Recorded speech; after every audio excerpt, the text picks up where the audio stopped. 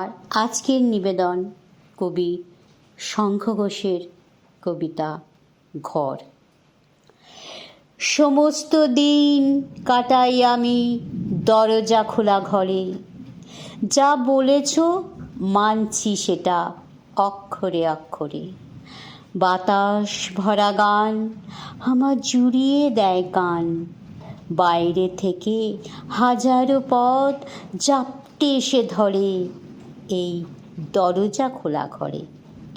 দুঃখ যত জমছিল তা নেই কিছু আর মনে, ভালোবাসতে ইচ্ছে করে সবাইকে সবক্ষণে।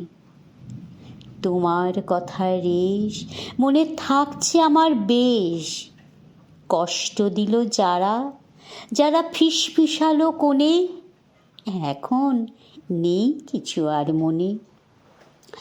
ঘরের মধ্যে পথ পেয়েছি, পথের মধ্যে ঘর, সবাই এখন আপন আমার, কেউ নয় আর পর।